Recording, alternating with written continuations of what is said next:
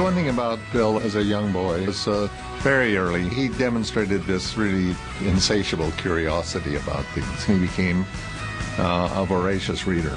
He would bring a book to a Husky game. I mean, how can you not sit there and be fully engaged in a Husky football game? I just didn't understand that. We knew he was smart, he was academically gifted, but we didn't have any impression that there was something world-class going on in our living room necessarily.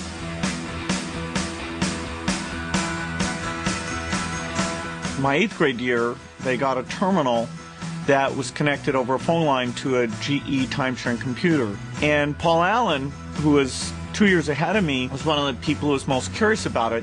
Before you knew it, there was just a core group of about a dozen of us that would spend every spare moment between classes, or if we had a spare period, in this room just learning like little sponges everything we could about programming. He snuck out of the house to go use computer time that wasn't necessarily his to use, and I was fully aware of all of his escapades in and out of the house, but never reported on any of those. They'd always have some secret window they left unlocked, and they'd get back in this room and start knocking around with this thing for who knows how long.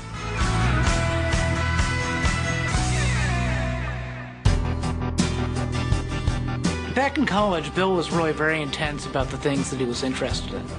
That included some of his classes, especially the math classes, independent studies and computer science. And he was very intense about games. He was very intense about pinball. He was very intense about playing Pong and Breakout. And most of all, he was very intense about playing poker.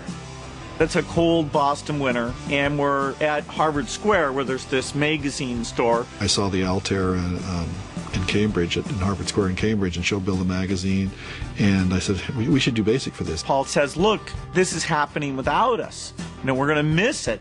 Somebody else is going to do the cool software. And so we hunker down and write a BASIC interpreter for this 8080 chip.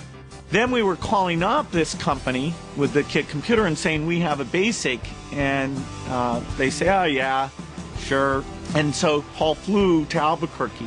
Paul loaded the BASIC in, and amazingly it worked. I mean, the MITS people were amazed, and Paul was amazed, because there were so many things that could have gone wrong. I'm just going, oh my gosh, I can't believe all this code, because I'm imagining in my head all the code that Bill and I had written over the previous 2.5 months. It was all working. So that they became our first customer, and that's when Microsoft really got started, was there in Albuquerque, New Mexico.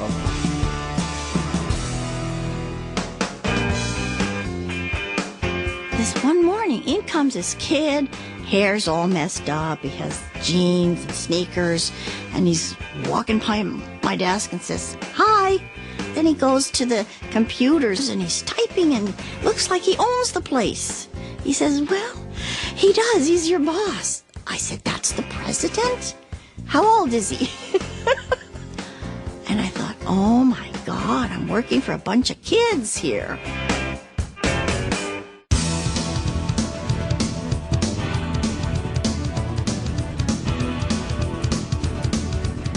Ohio Scientific Billings, Krememco, IMSI. People don't remember these names, but like the start of any industry, there was just a flourishing of lots and lots of companies, 90% of which went out of business. But we got to do the BASIC for all those machines.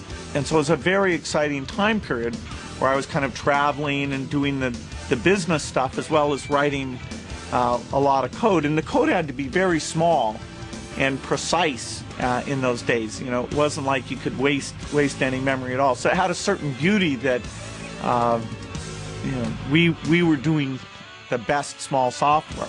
Bill loved to challenge people about, you know, well, you know, I could do that in 2 days. I could write that in, you know, over the weekend. It kept everybody on their toes. We accomplished things that we probably otherwise would never have figured out we could have done.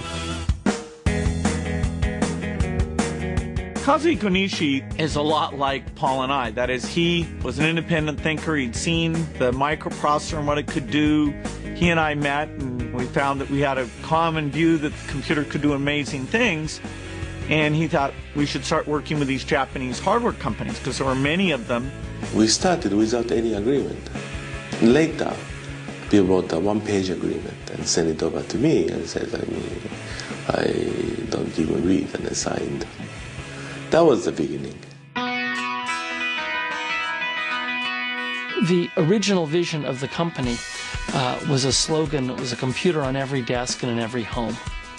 And in the mid-1980s, that was still kind of a crazy thing. And we get a lot of pushback from people who would either say, look, there's no way that they'll be on every desk, because most business people don't need a computer. And especially they don't need it in the home. That's what we took most grief for, was this idea that, what, a computer in every home? What would you do with it? It went in a very short period of time from insane that everyone would have a computer to, my God, of course everyone needs to have a computer.